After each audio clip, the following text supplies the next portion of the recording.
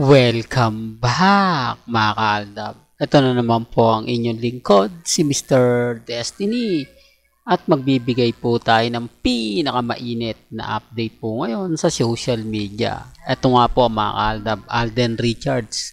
Literal na ginagamit nga lang daw po ni Catherine Bernardo. Base po sa mga nakukuha nating impormasyon at base rin po sa mga malalapit kay Alden Richards na hindi po gusto si Catherine Bernardo. Marami kasi nagsasabi mga kaaldab na kumbaga yung tipong ganito, tipong ganon, di po ba? Sabi ko nga po sa inyo mga kaaldab, may mga bagay-bagay nga po na kapag ka nag-iimbestiga tayo, marami tayong nakukuhang ebidensya. Marami tayong nakukuhang mga resibo.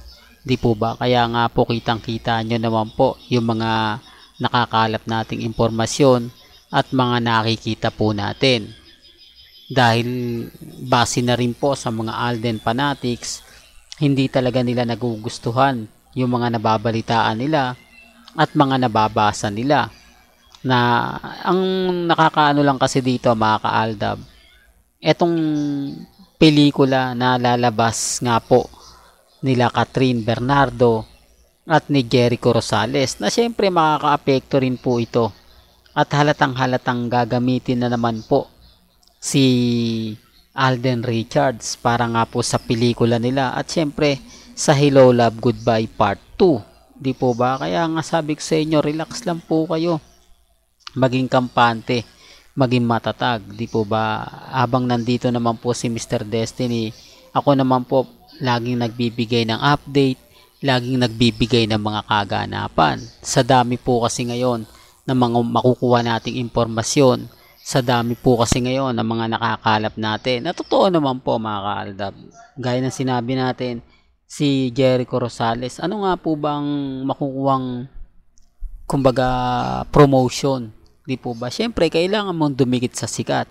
Kailangan mong dumikit sa kumbaga talagang pinag-uusapan. Walang iba kundi si Alden Richards. Mr. Destiny, bakit naman pumapayag si Alden?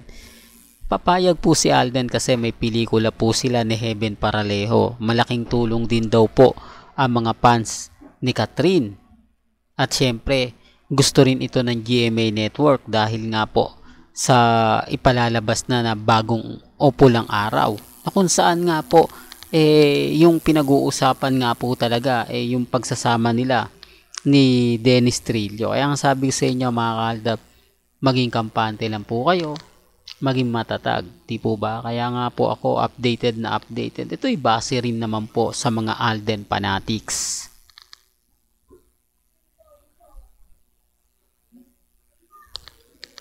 na sila rin naman po ang nagbibigay ng update sa atin at nakukuha naman po natin yung update.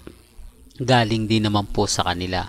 Pero bago nga po natin ituloy itong magandang update natin, kung bago ka lang sa channel na to at isa kang true blooded Aldab Nation na nagmamahal kina Mengay at Soy, tama po ang channel na pinuntahan mo.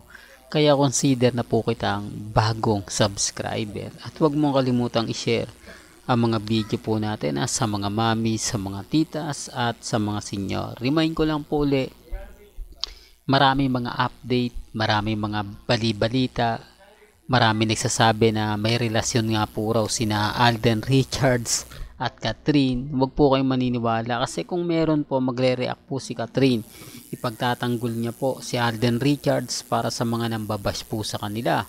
At syempre kailangan niya rin pong magsalita, di po ba?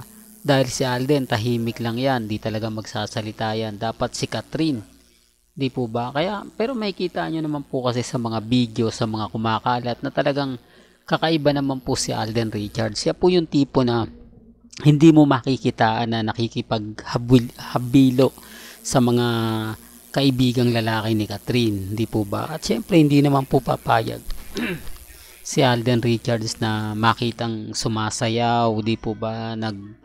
Nagwawalwal, di po ba? Sabi ko nga po sa inyo, si Alden Richards po yung tipo na tahimik lang pero ayaw niya yung mga bagay-bagay na ganyan. Di po ba?